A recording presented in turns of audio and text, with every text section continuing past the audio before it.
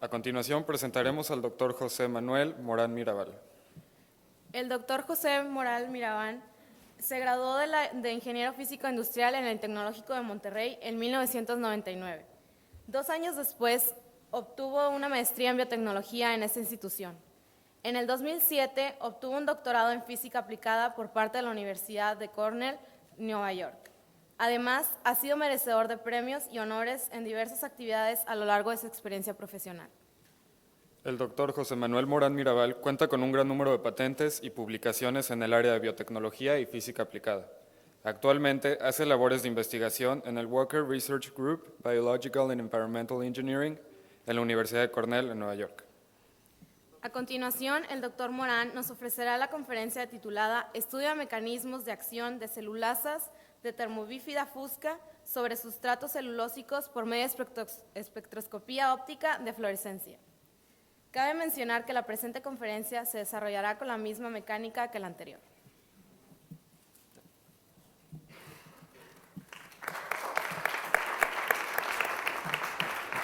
¿Listo? Sí. ¿Ya está funcionando? Ok. Bueno, antes que nada quiero dar gracias a los organizadores por darme la oportunidad de venir a presentar algo de lo que ha sido mi trabajo de los últimos año y medio en el Walker Research Group sobre, más que nada, la interacción y métodos de espectroscopía óptica para estudiar cómo se degrada la celulosa y cómo se pueden producir azúcares fermentables que se pueden utilizar en la producción de bioetanol. Entonces, si me das la siguiente, por favor. Bueno, lo que nosotros tendemos a preguntarnos es, ¿qué es lo que va a pasar con la crisis de energía? ¿Hacia dónde vamos? Y si todavía el futuro de la energía es una pregunta abierta. Como dijo el filósofo francés Paul Valéry, el problema con los tiempos de ahora es que el futuro ya no es lo que solía ser. Y en realidad en energía esto tiene mucha relevancia, ya que, como todos sabemos, la energía no se produce fácilmente. Y normalmente las opciones baratas que tenemos llevan consecuencias que en este caso impactan el medio ambiental y pueden impactar también el desarrollo de los países. ¿Cómo hemos abordado como humanidad este reto? Hemos visto que las soluciones actuales con las que se cuentan, como es el etanol a partir de maíz, crean conflictos y tienen que buscar la ciencia y tecnología como soluciones a estos conflictos. Se debe mantener siempre un balance global en cuanto se buscan estas soluciones, ya que se tiene que balancear la sostenibilidad, la producción de insumos para la producción de energía, pero también el impacto al medio ambiente y el desarrollo de economías. Se tiene la dicotomía entre el petróleo y el gas, que es una comodidad global que se puede transportar ya que su densidad es suficiente para hacerlo económicamente rentable, contra los renovables, como el etanol, que tienen una densidad baja, que no permite que se transporten grandes distancias y que lo que va a hacer es que se va a necesitar de unas soluciones locales para poder abordar este problema de energía. Por eso, las energías renovables presentan un nuevo reto de la complejidad, de que no solamente se va a tener un solo tipo de energía que va a solucionar todos los problemas, sino que se necesita un portafolio de energías renovables. Al final de cuentas, la producción de energía es un juego de balances donde se trata de maximizar el beneficio para la humanidad y minimizar el impacto ambiental y económico de los países. Ahora, la motivación para los biocombustibles es que la biomasa que existe en la Tierra es el único recurso renovable que puede reducir nuestra dependencia en combustibles fósiles, en especial combustibles líquidos, que son los que se utilizan para el transporte. Además, los biocombustibles pueden ayudar a promover desarrollo en la sostenibilidad industrial en 3 ámbitos. Económicamente, en el desarrollo de insumos renovables de bajo costo, nuevos mercados de bioproductos y el desarrollo de comunidades rurales. Ambientalmente, reducir la emisión de gases tóxicos, gases de efecto invernadero, desarrollo de productos reciclables y de materiales verdes. Y socialmente, tratar de diversificar las economías rurales, crear nuevas bioeconomías emergentes y mejorar la calidad de vida en general de los seres humanos, reduciendo el impacto ambiental. Algunas de las diapositivas que voy a presentar hablan más que nada del impacto y de la perspectiva que tenemos en Estados Unidos, que son de donde se tienen la mayor cantidad de datos. Los biocombustibles son solamente una componente del portafolio de energías renovables, como ya les dije. Hay otros componentes como la energía eólica, la energía solar, que también tienen grandes contribuciones que hacer. En particular, los biocombustibles celulósicos son un reemplazo para combustibles de transportación, para combustibles líquidos, y se tienen que tomar en cuenta en ese contexto. Aquí, en esta gráfica, lo que se ve es el desarrollo predicho en los siguientes 20 años, 10-20 años, para lo que son la producción de bioetanol. Se prevé que el bioetanol a partir de maíz se va a llegar a un límite y va a empezar a desarrollarse bioetanol de componentes celulósicos. En esta diapositiva lo que vemos es qué impacto va a tener el desarrollo de estos biocombustibles celulósicos en el requerimiento de tierra cultivable. Si asumimos las condiciones actuales con la tecnología que tenemos, se ve que la cantidad de tierra cultivable que se necesita para poder reemplazar la energía consumida en Estados Unidos es muchísimo mayor de la que se tiene disponible. Pero si se empiezan a considerar procesos avanzados, la introducción de vehículos más eficientes y la integración de especies agriculturales, entonces se ve que la cantidad de tierra que se necesita para producir los biocombustibles se reduce a tierra que hay en existencia y que no pone una carga mayor al medio ambiente. ¿Me das la siguiente, por favor? En esta gráfica lo que vemos también es una proyección en costo. ¿Cuánto va a costar la producción de estos biocombustibles? Esto es básicamente ponerle un signo de pesos al impacto ambiental. En nuestra línea base es los combustibles que vienen de materiales fósiles. Vemos, dependiendo de cómo se produce el etanol de maíz, puede tener un impacto negativo en gases de efecto invernadero y materia y partículas de menores de 2.5 micras. Y se ve que si se diversifica el portafolio de insumos, el etanol celulósico puede tener una ventaja con respecto a los combustibles actuales. Ahora, el proceso de producción de lignocelulosa es interesante porque la energía que está almacenada en la biomasa se puede liberar por procesos químicos o por procesos enzimáticos. Las materias primas se pueden desarrollar a bajo costo y son renovables, y que es una de las fuentes de energía renovable más fácilmente escalable. Quiere decir que se puede producir mejor, a mayor densidad, y se puede tener otra revolución verde que en este caso esté enfocada hacia los biocombustibles. Sin embargo, los pasos en el proceso de producción de biocombustibles tienen que ser optimizados para mejorar la eficiencia.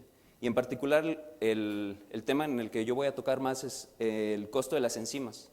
Actualmente, el costo de las enzimas que se utilizan para romper la celulosa y producir los azúcares fermentables es de aproximadamente 40 centavos de dólar por cada galón de material que se produce, lo cual es un costo muy alto. El proceso de producción de etanol a partir de lignocelulosa comienza con la producción de la biomasa, que se seca y después se transporta a una facilidad donde se tritura, se pretrata, ya sea por métodos químicos, por explosión con temperaturas altas y a vapor de agua, o por ácido diluido. Esto ayuda a separar un poco las componentes de la pared celular para que después se pueda proceder a la hidrólisis de la celulosa, donde se incuba este material orgánico con enzimas que van rompiendo la celulosa en sus componentes, los azúcares que pueden ser fermentables. Después se procede a la fermentación de los azúcares y después al refinamiento y al procesamiento de los biocombustibles. En particular voy a tocar lo que es la degradación de la celulosa, que es lo que nosotros hemos estado estudiando en los últimos años. ¿Me das la siguiente, por favor? Si estudiamos la composición de la materia vegetal, se puede ver que la celulosa, en especial en los cultivos que se tienen identificados para producción de biocombustibles, constituye entre el 30 y 40% de la materia orgánica. Sin embargo, también tenemos la lignina, que son compuestos aromáticos que pueden ir del 10 hasta el 30%. La relación entre celulosa y lignina es importante porque la aparición de lignina inhibe la degradación enzimática. Entonces se buscan mejores métodos para remover la lignina sin dañar la actividad enzimática. En particular, si vemos la estructura de la pared celular, se tiene que la planta está compuesta de células y cada célula tiene una pared celular rígida compuesta de macrofibras de celulosa. Esas macrofibras de celulosa se componen de un centro cristalino de 10 a 20 nanómetros que está rodeado de una cubierta de hemicelulosa, que son exosas y pentosas ramificadas, y la lignina. La lignina en sí es el pegamento que hace que el material vegetal tenga la rigidez que tiene. Una barrera para la degradación de la celulosa en sus componentes, en sus azúcares componentes, es que es muy difícil degradar la materia cristalina de la celulosa y para eso se necesitan usar complejos de enzimas que tienen acciones diferentes. Cada una de estas centros cristalinos de celulosa está compuesto de cadenas de glucosa enlazados por enlaces beta 1,4 glucosídicos y prácticamente en forma lineal. Entonces se necesitan enzimas que puedan degradar partiendo desde las orillas y también en los sitios intermedios para poder hacer la degradación más eficiente. Como mencioné, el costo de las enzimas es uno de los mayores costos del proceso de sacarificación. Y uno de los retos es que los mecanismos por los cuales actúan estas enzimas no son bien conocidos. Se conocen algunas de las eficiencias por estudios en grandes cantidades y en general lo que se tiende a hacer son mezclas, cócteles empíricos para ver cuál es el que da el mejor rendimiento de azúcares fermentables. Si logramos entender cómo funcionan estas enzimas de manera racional, de manera mecanística y de manera molecular, entonces podemos diseñar los cócteles para degradar la celulosa de manera mucho más eficiente. Y aquí es donde entran uno de los participantes de los que voy a estar hablando constantemente, que son las celulasas. Estas celulasas son enzimas capaces de degradar la celulosa cristalina en oligosacáridos solubles. Provienen principalmente de bacterias y hongos patógenos. Estas son las fuentes de donde uno busca aislar las celulasas que son más activas. De acuerdo a su actividad catalítica se pueden dividir en 5 clases. Las endocelulasas que cortan en puntos intermedios en las cadenas de glucosa.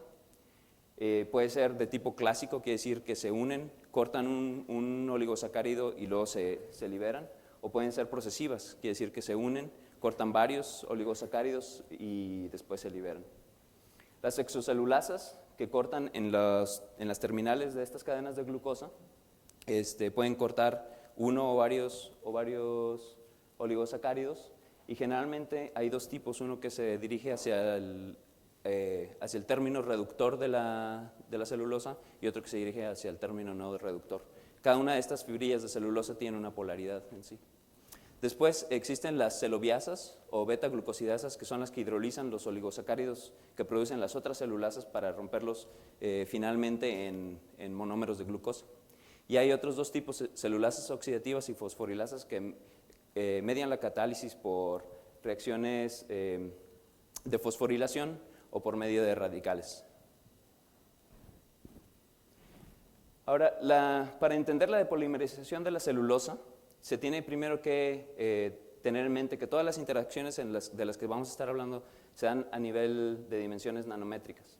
El primer evento que tiene que ocurrir es que la celulasa reconoce la celulosa y se adhiere por medio de su módulo de adhesión a celulosa, o CBM por sus siglas en inglés. La cadena de celulosa después se desprende del cristal de celulosa y entra en el canal catalítico de la enzima, que después reconoce el sitio de ruptura, corta y libera los oligosacáridos solubles. En general, de acuerdo al Departamento de Energía de los Estados Unidos, existe falta de conocimiento sobre cómo actúan estas celulasas y cuál es el medio de catálisis. En particular, hay dos áreas de interés que el Departamento de Energía de los Estados Unidos ha identificado como requerimientos para el desarrollo eficiente de los biocombustibles. Uno es entender cómo interactúan las enzimas solubles con la celulosa, ya que la hidrólisis de la celulosa cristalina es el proceso limitante en la conversión del material vegetal.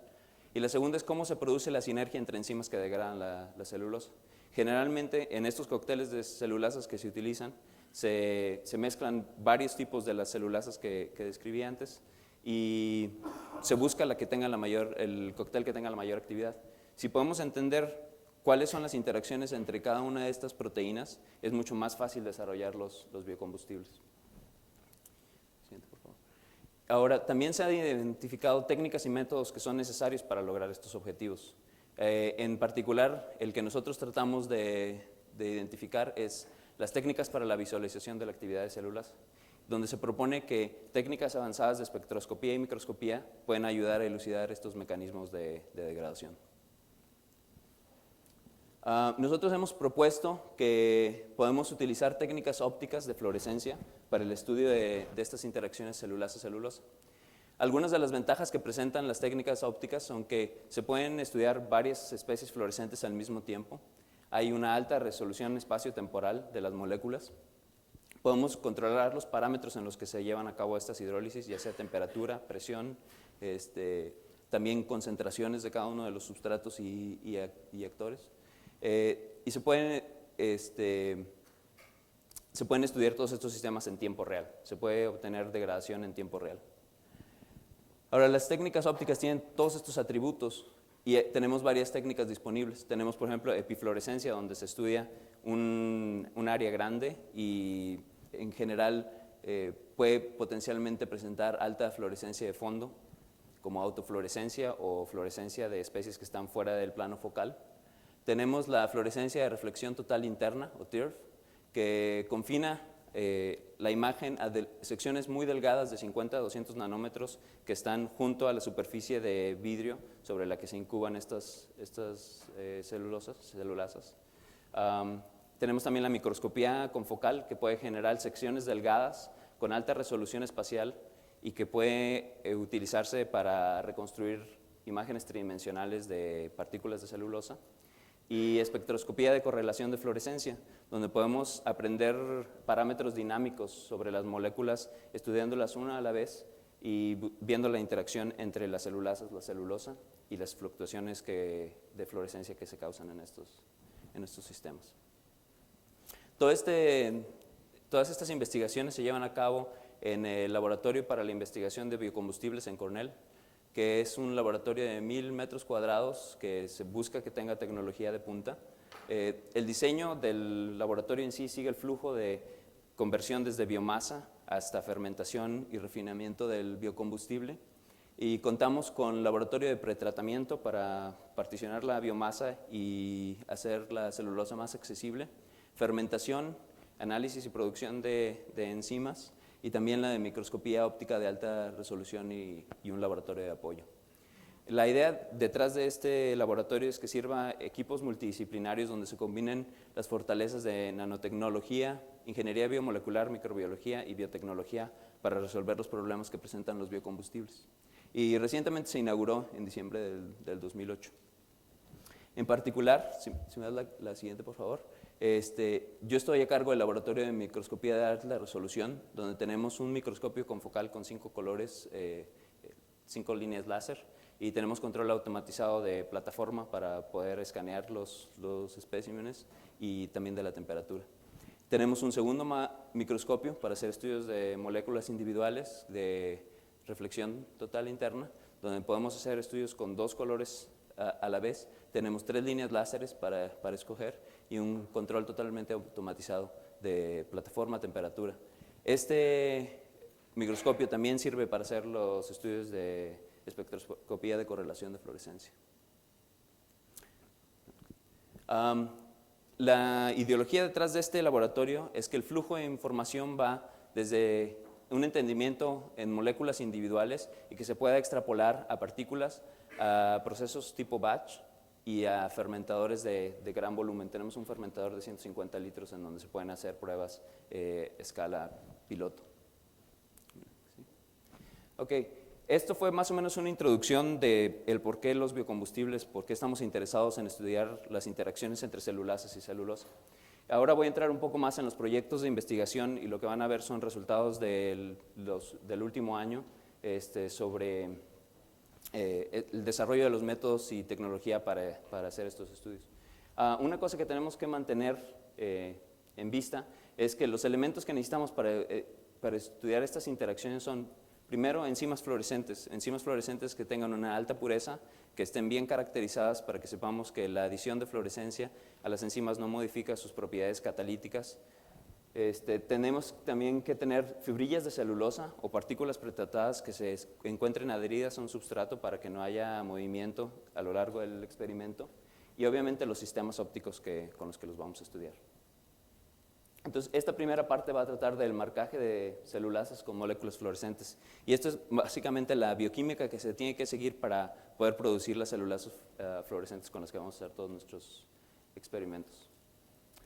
Como les dije, el objetivo de estos experimentos es obtener enzimas marcadas con moléculas fluorescentes que garanticen la ausencia de moléculas fluorescentes libres. Normalmente, cuando se hace un marcaje de proteínas con fluorescencia, se incuba las proteínas con la molécula fluorescente reactiva, se dejan reaccionar y algunas de esas moléculas fluorescentes se logran unir a las proteínas. Sin embargo, quedan muchas de esas moléculas fluorescentes libres. Entonces, uno de los propósitos de estos métodos es remover esas proteínas y separarlas de las moléculas fluorescentes libres. Además, la mayoría de los protocolos que se ven en la literatura, cuando se hace un marcaje con fluorescencia, no se separan las poblaciones una vez que se ha obtenido la proteína. Entonces, como el marcaje con fluorescencia es un proceso probabilístico, se pueden tener mezclas de poblaciones. Puede haber proteína que no tenga ninguna fluorescencia, puede haber proteínas que tengan una, dos o más moléculas fluorescentes. Entonces, uno de los objetivos también era separar estas poblaciones y caracterizar lo más que se pueda cada una de estas moléculas que obtenemos. Se trataron dos protocolos para marcar a las celulasas, uno donde se incuba las celulasas con las moléculas fluorescentes en solución, sin ningún control de dónde se pega la molécula fluorescente, y otro donde se unen las celulasas a su sustrato natural, que es la celulosa, para proteger algunos de los sitios reactivos y evitar que pierdan su capacidad catalítica. Entonces, este segundo método se llamó de fase sólida. Nosotros estudiamos tres celulasas, la CEL5A, CEL6B y CEL9A, que son dos endocelulasas, una clásica y una procesiva, y una exocelulasa. Y se marcaron con tres tipos de fluoróforo diferentes de la familia Alexa, que se excitan a 350 nanómetros, 488 y 647. La purificación de las celulasas se hizo a través de un gel de poliacrilamida, donde se separó la celulasa de las moléculas fluorescentes que no se habían unido, o por centrifugación cuando lo estuvimos haciendo en fase sólida. Aquí en este gel pueden ver las celulasas antes de purificarlas. Se ve que la celulasa se encuentra en su banda bien definida y el fluoróforo en exceso se encuentra acá abajo junto con la tinción que se utiliza para cargar el gel. Después de la purificación vemos que las celulasas se encuentran puras, ya sin fluoróforo presente, que era uno de los objetivos que teníamos. Como les dije, la probabilidad de marcar cada una de estas células es un proceso que depende de la accesibilidad de cada una de las lisinas, que son los aminoácidos reactivos que estamos tratando de localizar, y además cada uno de esos tiene una probabilidad de reacción, y cuando la celulasa se une al sustrato, su conformación puede cambiar y algunos de los residuos también se pueden esconder, de manera que la eficiencia de marcaje depende de la accesibilidad y del estado de conformación de las celulasas. Un cálculo a raíz de estas estructuras tridimensionales nos dijo que las lisinas accesibles para cada una de estas enzimas eran 10 de un total de 20 para CEL9A, 4 de 11 para CEL6B y 3 de 10 para CEL5A. Entonces, lo que esto nos dice es que cada una de estas enzimas va a tener una posibilidad diferente de marcaje con fluorescencia. Cuando hacemos el análisis después de la reacción de marcaje y remover las especies fluorescentes que no se unieron, vemos que en efecto cada una de las enzimas tiene una eficiencia diferente de marcaje, dada por la relación entre el fluoróforo y la cantidad de proteína. Este número representa en promedio cuántas moléculas fluorescentes se unieron a cada una de estas enzimas. Vemos que también el comportamiento es diferente para cada uno de los fluoróforos. Y la tendencia que observamos es que los fluoróforos que son más pequeños y que tienen carga neutra son los que más fácilmente marcan a las celulasas. Después procedimos a hacer la separación de estas celulasas, de las poblaciones de celulasas marcadas. Lo hicimos por cromatografía líquida de alta resolución para proteínas. Y lo que se ve por separación por su número de cargas es que las celulasas que no se encuentran marcadas salen primero de la columna, que se pueden separar, no tienen absorbancia en la longitud de onda donde se encuentra el fluoróforo, y además se separa de las proteínas que se encuentran marcadas. Entonces aquí ya lo que estamos haciendo es un refinamiento de la mezcla original para poder separar cada una de estas poblaciones. También observamos que hay diferencias entre la solución, el marcaje en solución y el marcaje en fase sólida. Lo que nos está diciendo también que cuando las celulasas están unidas, hay ciertos lisinas que no son accesibles. Ahora, cada una de estas poblaciones que vemos como picos en estos cromatogramas se pueden consolidar, se pueden recuperar, consolidar y utilizar para experimentos. Ahora, lo que esto nos da después de esta recuperación y de la concentración son enzimas bien caracterizadas en cuanto a su cantidad de moléculas fluorescentes por molécula, pero aún no nos dice nada de su actividad catalítica. Entonces, el siguiente experimento que hicimos es tratar de ver cuáles son los efectos que tienen la adición de moléculas fluorescentes en cada una de estas enzimas. Aquí lo que les muestro son comparaciones entre la enzima nativa y la enzima marcada solamente para CEL9A, para hacer los experimentos un poco más claros. Y lo que estamos viendo es que las enzimas que tienen mayor cantidad de fluoróforos muestran una reducción en su actividad catalítica. Entonces, esto lo que nos dice es que después de una cierta cantidad de fluoróforos, nosotros no vamos a tener la misma enzima con la que empezamos, no va a procesar de la misma manera, lo cual es importante sobre todo cuando se quieren hacer estudios de moléculas individuales, ya que si estudiáramos esta, aunque probablemente fuera la más brillante de las enzimas que obtuvimos, no va a representar su actividad en su medio natural. La otra diferencia que vimos es que cuando hicimos el marcaje en fase sólida, podíamos añadir más moléculas fluorescentes antes de perder la actividad. Pudimos añadir 5 moléculas fluorescentes sin perder actividad. Cuando añadimos la sexta se pierde la actividad. En cambio, cuando hacemos el marcaje en solución, después de la cuarta molécula fluorescente se pierde la actividad. Ya a este punto sabíamos cuáles eran nuestras poblaciones que queríamos estudiar y cuál era su comportamiento en actividad catalítica.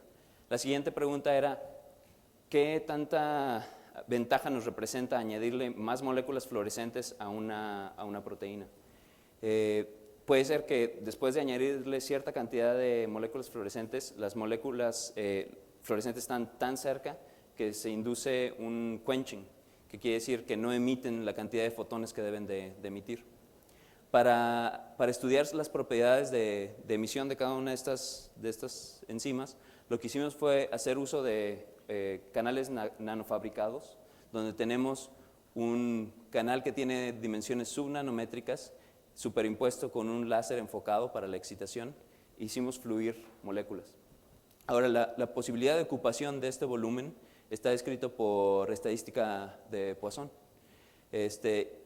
Lo que esto nos dice es que a la concentración de 1 nanomolar, la probabilidad de que tengamos más de una molécula en nuestro volumen de excitación es menos del 0.5%. Cuando hacemos los experimentos, cuando se fluyen las moléculas, se colecta la cantidad de fluorescencia de fotones emitidos de cada una de estas moléculas que atraviesa el volumen de excitación y se ven como picos en la emisión de fotones. Después nosotros lo que hacemos es contamos cada uno de estos picos, vemos sus características de emisión y se hace un histograma. El histograma se ve de esta manera. Hay una cantidad de moléculas que emiten mucho más fotones, hay cierta cantidad que emiten menos fotones, pero la gran mayoría se centran alrededor de una distribución gaussiana de este tipo. Entonces lo que hicimos fue monitorear aproximadamente 10.000 moléculas en este nanocanal y construir estos histogramas donde estudiamos poblaciones que tenían 1, 2, 3, 4, 5 hasta 6 moléculas fluorescentes adheridas o pegadas.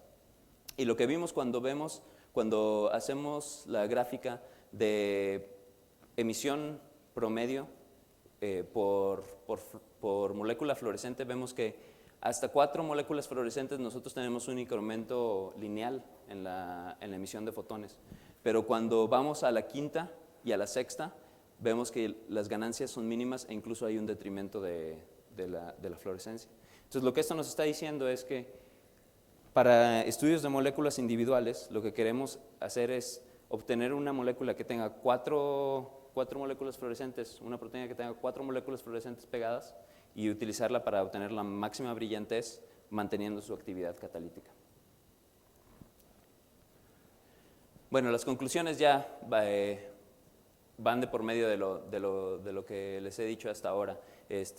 Determinamos las características de cada una de estas enzimas, separamos poblaciones puras, caracterizamos su actividad catalítica y además obtuvimos el número de fluoróforos óptimos para este tipo de moléculas. Si me das la siguiente. La segunda parte de este proceso para estudiar la interacción entre celulasas y celulosa es obtener fibrillas de celulosa que se puedan inmovilizar en superficies sólidas, que es lo que vamos a utilizar como substrato para las celulasas. Entonces, para esto nosotros desarrollamos un método de inmovilización basado en superficies micro nanofabricadas. Lo que se utilizó fue una superficie sólida de vidrio a la cual se le recubrió con un polímero y después se hizo fotolitografía en este polímero. Lo que se hace es, se pone una fotorresistencia que se puede exponer a la luz y después remover aquella que se expuso a la luz, hacer un etching, un corte en el polímero que está por debajo, y lo que esto genera son ventanas, donde solamente ciertas partes del sustrato de vidrio se exponen a la celulosa. Si nosotros incubamos después la celulosa sobre esta superficie y removemos el polímero que se quita como una calcomanía, básicamente, entonces lo que dejamos detrás son patrones bien definidos de celulosa. Las fibrillas que depositamos en estos patrones se adhieren bastante bien por interacciones electrostáticas o de Van der Waals. Y al remover el polímero, removemos la mayor parte de la celulosa y solamente quedan incluso fibrillas individuales. Cuando hacemos la caracterización, la hacemos con celulosa fluorescente para poder ver cuáles son los patrones en los que quedan. Y aquí hay algunos ejemplos de cómo se ve la celulosa cuando nosotros hemos puesto nuestros patrones y inmovilizado la celulosa. Lo que observamos en este experimento es que la morfología de la celulosa dependía fuertemente del tamaño del patrón que utilizábamos. Si utilizábamos patrones grandes, de 100 micras, generábamos tapetes de celulosa, que eran muchas fibras interconectadas. Cuando utilizábamos patrones intermedios, de entre 100 y 20 micras, generábamos agregados de fibrillas. Pero si íbamos a patrones pequeños, de menos de 20 micras, generábamos las fibrillas individuales. Que en realidad cuando uno quiere estudiar estos sistemas es mucho más fácil estudiar una fibrilla individual que un tapete de fibrillas donde no se tiene control sobre la morfología. Bueno, las conclusiones, otra vez, podemos adherir las fibrillas sobre la superficie de vidrio. Estas fibrillas se unen tan fuertemente que uno las puede lavar y no se desprenden, lo cual es lo ideal que queremos para nuestros experimentos con las celulasas. Ahora, esta parte vamos a hablar sobre las interacciones entre celulasa y celulosa, y esto es en sí el resultado del desarrollo de todos estos métodos. Hicimos muchos experimentos para tratar de caracterizar estas celulasas y desarrollamos un nuevo método para inmovilizar la celulosa, pero en realidad el fin último es llevar a cabo estos experimentos. Entonces, el primer experimento que llevamos a cabo fue la adhesión, donde incubamos las fibrillas de celulosa inmovilizadas con celulasas que tenían fluorescencia en el canal rojo, y vimos en tiempo real cómo era el patrón de adhesión. Ahora, el patrón de adhesión lo caracterizamos por la intensidad de fluorescencia que veíamos, que es directamente proporcional a la cantidad de enzimas que tenemos. Una de las cosas importantes es que para estas enzimas que estamos utilizando, como vienen de una bacteria termofílica, no tienen actividad a 20 grados centígrados. Entonces pueden llevar todos estos experimentos para estudiar la adhesión sin estudiar en sí la catálisis. Para estudiar la catálisis necesitamos elevar la temperatura hasta 50 grados centígrados. Ahora, cuando nosotros empezamos a tomar las imágenes en fluorescencia, lo hicimos a intervalos definidos de tiempo para ver cómo iba incrementando la intensidad, siempre relacionándola con la estructura de la celulosa. Y lo que se puede hacer es una reconstrucción de la carga de celulasa sobre la celulosa. Y también cuando hacemos una reconstrucción y hacemos la relación entre la fluorescencia en el canal rojo y en el canal verde, podemos ver si hay lugares de la celulosa donde se unen preferentemente las enzimas. Así reconstruimos las gráficas para la carga de la celulasa, y lo que observamos es que si estudiamos fibrillas individuales, la carga de las celulasas se ajustaba muy bien a un modelo de saturación. Sin embargo, cuando veíamos los tapetes o los agregados grandes de celulosa, este comportamiento era completamente distinto. Y esto apunta a un par de fenómenos que se conocen en la celulosa, que es que la celulosa tiene una estructura porosa donde las celulasas no pueden penetrar fácilmente. Entonces las celulasas se unen principalmente a la superficie disponible y después se difunden dentro de la celulosa lentamente. Y eso nos llevó al siguiente tipo de estudios. Tratamos de ver la interacción entre la celulasa y la celulosa, pero desde el punto de vista de la difusión. Si estudiamos la pared vegetal, es una estructura compleja donde hay poros que van desde micras hasta nanómetros. Y mediciones indirectas han establecido que el área superficial y la porosidad de la celulosa varía dependiendo de cada una de las especies vegetales que se esté estudiando. La propuesta que nosotros hicimos fue estudiar esta estructura porosa por medio de técnicas ópticas como microscopía confocal y espectroscopía de correlación de fluorescencia. Los primeros resultados que hemos estado obteniendo sobre la microscopía confocal confirman que las celulasas se pegan preferentemente a la superficie exterior y que en un periodo de 24 horas o 48 horas no pasan de solamente la superficie. Esta partícula, si le puedes dar clic por favor a la película.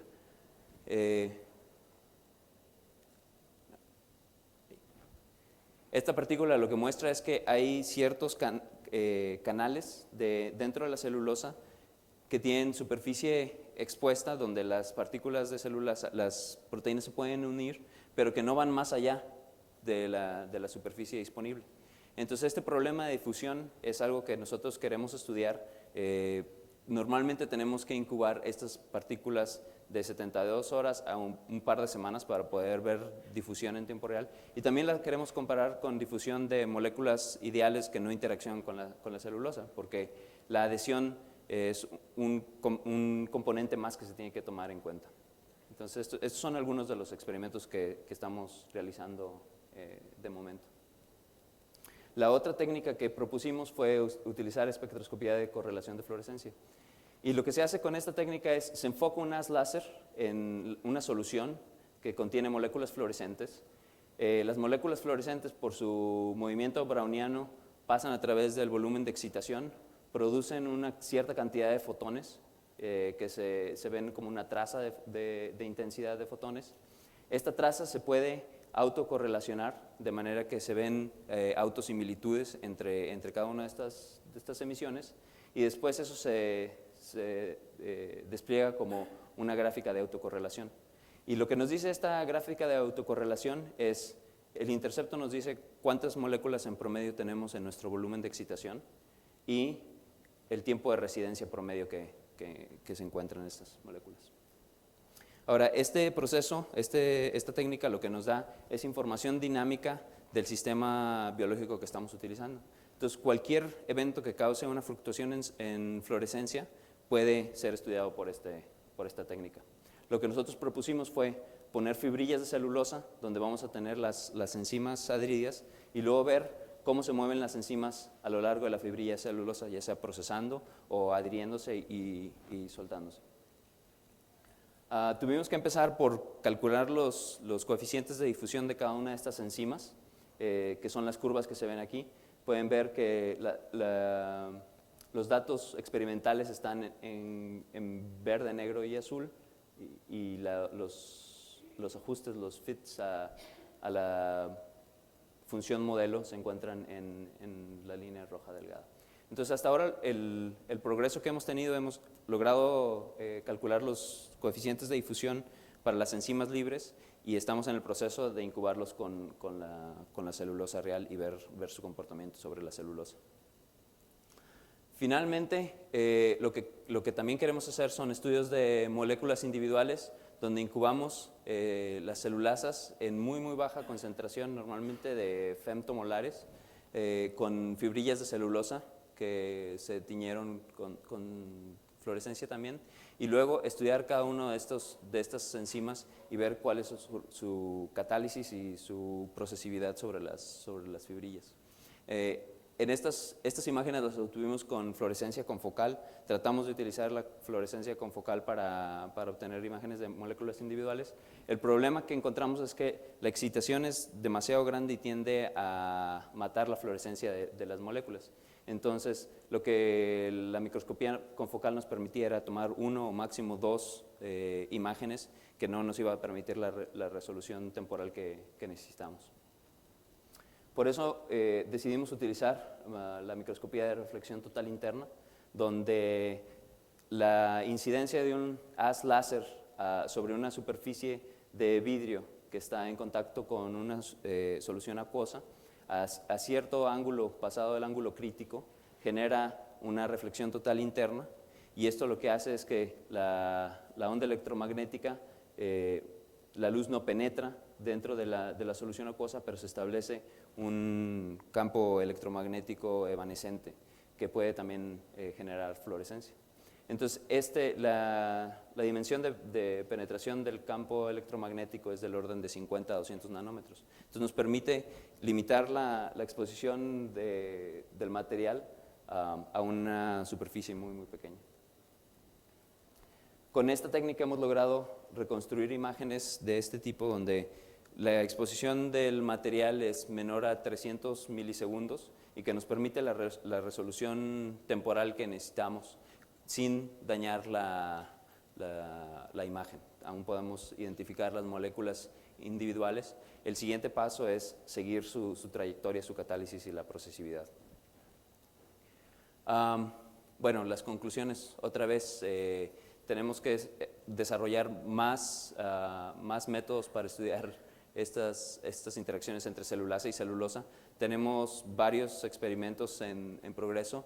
Estamos por implementar el control de la temperatura para poder elevar la temperatura en el microscopio a las temperaturas en las que estas celulasas son activas y poder seguir su actividad.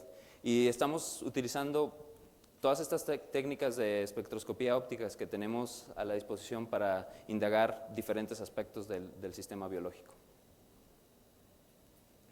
Los experimentos en progreso tenemos un estudio y modelación de la difusión de celulasas en la estructura porosa de partículas pretratadas, donde por modelación por elemento finito se está tratando de establecer el comportamiento para partículas que no interactúan y para partículas que interactúan con la estructura de la celulosa, y luego verificar esos resultados con microscopía confocal.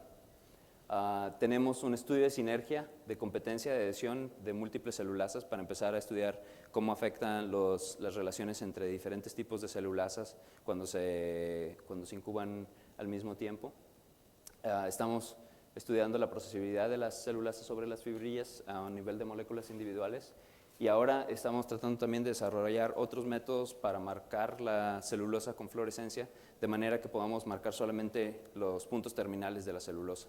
Esto lo que nos va a permitir es en un futuro hacer estudios de FRET, donde se vean pares de donador y aceptor de fotones, para ver cómo las celulasas se acercan a cada uno de estos términos o empiezan a partir de ese término, y ver la procesividad de las células. Todo este trabajo no sería posible sin todos mis colaboradores. Tenemos 4 estudiantes de licenciatura que han estado trabajando con nosotros, que son personas excelentes, buenos investigadores. Cada uno de ellos se ha especializado en una técnica en particular. Por ejemplo, Hannah, HPLC para estudiar la catálisis de las enzimas. Jake fue el que hizo las animaciones que vieron de la celulasa moviéndose sobre la celulosa, y también ayudó con la separación de las enzimas por cromatografía líquida. Rachel estuvo con nosotros un verano donde se le entrenó para que hiciera micro y nanofabricación y la producción de todas estas superficies microfabricadas. Nitin, que está todavía trabajando con nosotros con espectroscopía de correlación de fluorescencia. Un par de estudiantes graduados, de estudiantes de doctorado que están haciendo partes de este proyecto. Otro postdoctorado, Stefan Corgi, que su fuerte es sobre ingeniería biomolecular, y entonces ayudó con el desarrollo de todas estas técnicas de marcaje, y mi asesor directo, profesor Larry Walker. Tenemos otro grupo de colaboradores que nos ayuda a la producción de los canales nanofluídicos, y su asesor. Y los fondos provienen del Departamento de Energía, de los fondos del Science and Technology for the Advancement of Research de Nueva York, y el Sun Grant Initiative, que es para el desarrollo de biocombustibles en Estados Unidos. Con esto termino mi presentación, y si tienen preguntas, las tomo con mucho gusto.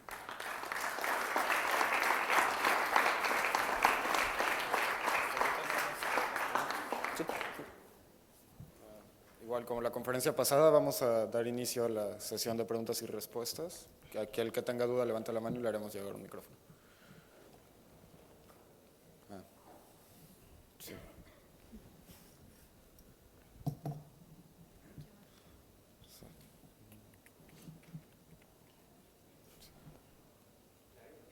Sí, ahí está. Lo están checando. Bueno. Están preparando el micrófono. Como 3. A ver, quien tenga duda levanta la mano. Bueno.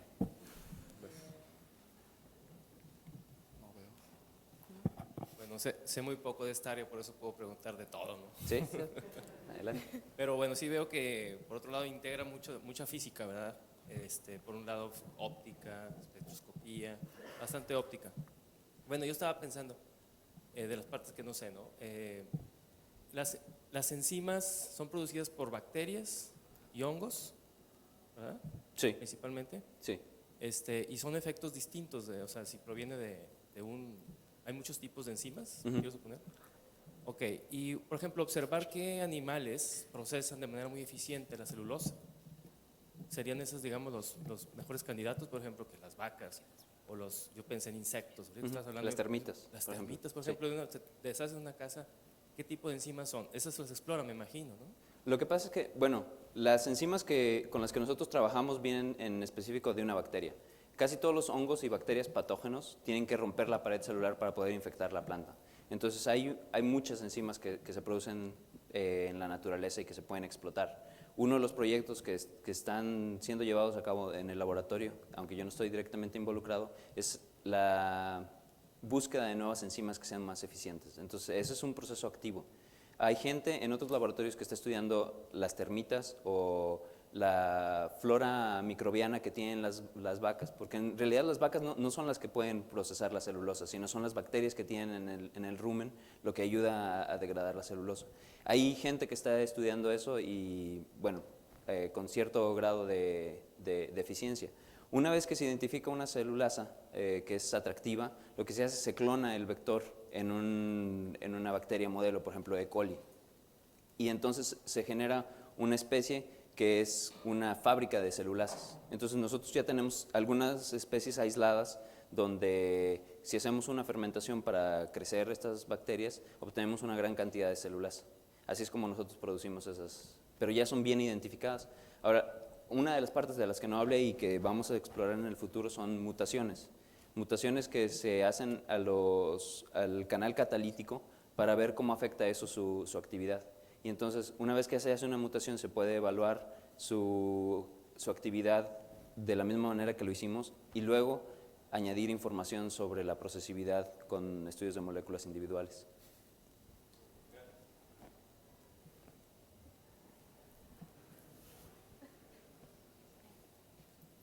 Para la adición de las moléculas fluorescentes, ¿no han intentado métodos químicos para añadirlas a las enzimas?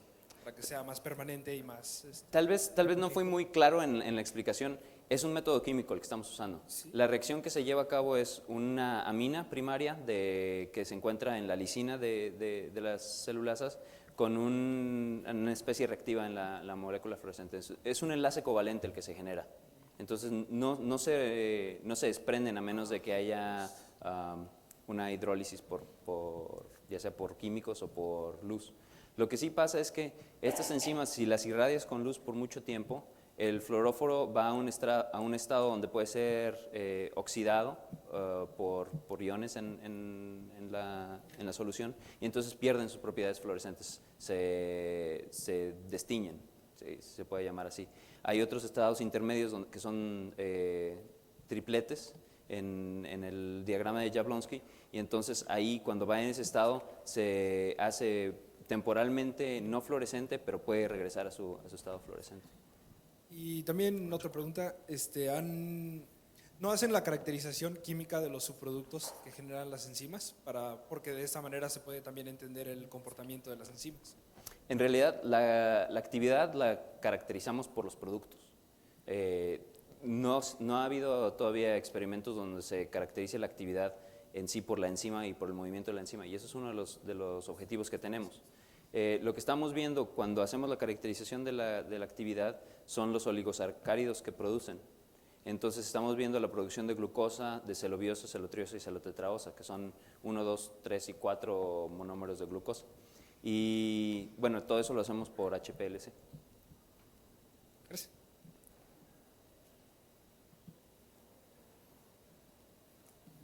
Sobre el marcado, ¿no han intentado hacerlo más enzimático? O sea, como síntesis de proteínas fuera de células o algo así más, que pueda ser más específico.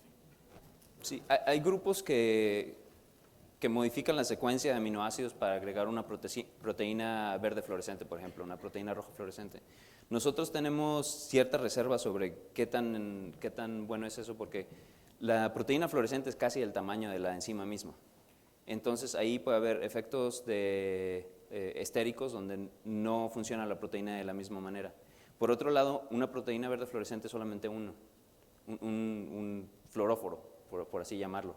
Entonces, la cantidad de fotones que obtienes es menor que si tienes 3 o 4 de estas moléculas orgánicas. Por otro lado, las moléculas orgánicas con las que nosotros lo estamos tiñendo son más pequeñas, entonces hay menos posibilidad. Y vieron que cuando añadimos 6 o 4, dependiendo del método de marcaje, matamos la actividad o la reducimos a la mitad. Me refería a algo más, o sea, la molécula orgánica añadido a un aminoácido específico. Luego ese aminoácido añadirlo a los enzimáticos.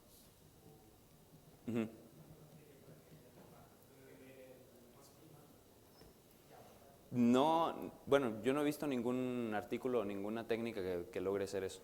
En realidad, la producción de los fluoróforos de esta manera es más barata, yo me imaginaría, y lleva mucho menos tiempo. Por otro lado, tendrías que desarrollar una línea de fluoróforos que pudieran ser excitados en diferentes longitudes de onda para poder tener la misma flexibilidad. Es una idea interesante. La realización se me hace que es el problema ahí. También sobre la medida de sinergia y ¿cómo la están midiendo? ¿Es por FRET también? La medida de sinergia, hay varios aspectos.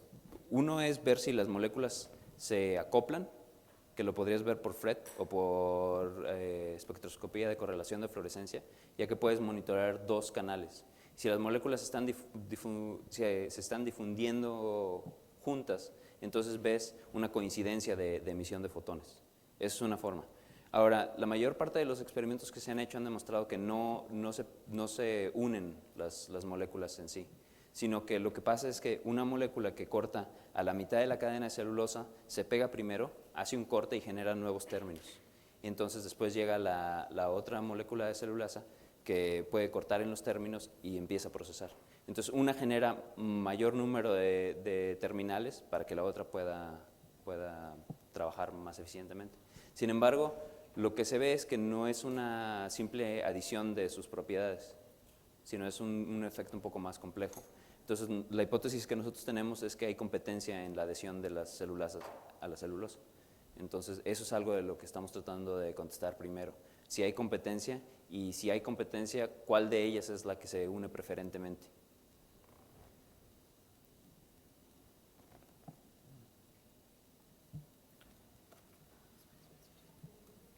Una última pregunta.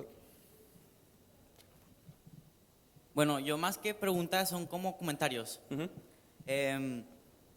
Bueno, dijiste que se utiliza para la celulosa. Todos sabemos que las plantas tienen células y que las células tienen una pared vegetal y tienen celulosa. Y nosotros estamos utilizando celulasas para despegar la celulosa y convertir en oligosacáridos. ¿No se podrían utilizar esos? Porque los oligosacáridos y las celulasas sirven para el proceso de sacarificación. Sí. O sea, para utilizarlos como azúcares, como glucosa, en vez de como biocombustibles. O sea, ¿no serviría como algo para producción de alimentos también? Sí, puede ser. Puede ser.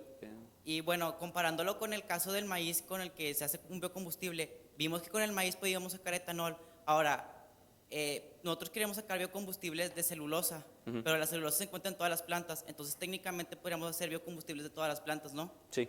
Entonces, como sucedió con el maíz, que sacamos etanol y nos cuesta ahora más caro la tortilla, ahora si pudiéramos sacar biocombustible de cualquier planta, inclusive de las que comemos, ¿no nos costaría más cara la comida? Bueno, lo que pasa es que ahí Porque entras... es que estamos explotando mucho los biocombustibles, ¿no? Y tenemos que buscar una fuente alterna. Y pues como tú dijiste, la eólica y la solar también ayudan, pero no le estamos sacando mucho provecho. Entonces, si le sacamos mucho provecho a estas plantas, pues en algún momento también nos van a costar más caras para comerlas, ¿no? Sí. Sí, bueno, lo que pasa es que ahí, y es una pregunta muy válida, que casi en cualquier lado que voy hacen, ¿no? ¿Cuál es la posición de comida contra biocombustibles? Sí. Y lo que pasa es que el etanol a partir de maíz es un biocombustible de primera generación, que se le llama, donde utilizas almidones, porque ahí no son cadenas como las de celulosa, sino que son almidones que se degradan y que ya teníamos la tecnología para hacerlo, porque así es como hacemos whisky y así es como hacemos muchas otras cosas. Bueno, yo tengo entendido, bueno, no sé, yo no soy un doctor como tú, pero tengo entendido que la celulosa es un isómero del almidón y de la glucosa, o sea, tienen la misma fórmula molecular pero diferente estructuralmente. Exactamente. O sea, nada más se difiere porque está diferente la forma de la celulosa, ¿no? Es Sí. por eso que tú mismo dijiste que no se puede degradar, necesitamos de la celulosa, porque inclusive creo que es un azúcar y por la conformación no puede reaccionar, entonces necesitamos utilizar una enzima, ¿no? Sí, sí, y los procesos de conversión son diferentes. Ahora, lo que se está proponiendo ahora son los biocombustibles de segunda generación.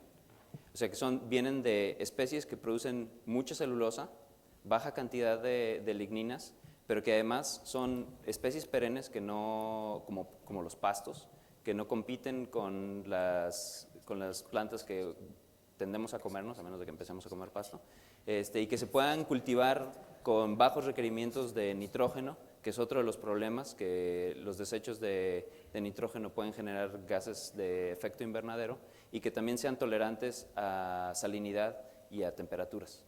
Entonces, lo que se está estudiando ahora, por ejemplo, Miscanthus, que es una especie híbrida que viene de Asia, o todos los pastos como switchgrass, son especies que no van a competir por el alimento. Entonces, desde ese punto de vista, el debate entre alimento contra biocombustible tiende a ser un debate que es falso, ¿no? Porque no estás comparando dos cosas que son exactamente lo mismo. Ahora, en cuanto al incremento del precio de la comida por el uso del maíz para biocombustible, también es un poco engañoso, porque si tú ves la cantidad de maíz que se dedicó a combustible es mucho menor a la cantidad, al precio, al incremento en precio que se vio. Entonces, se tiene que ver las otras razones económicas para ese incremento de precio, como la sequía en Australia y en el sureste de Asia, y otros efectos donde no se está dando la producción de granos que se tenía antes, y por eso hubo un incremento en los precios. Una cosa más. Nuestro compañero Oliver Miguel López le hará entrega de un reconocimiento a nombre de todo el comité organizador. Gracias.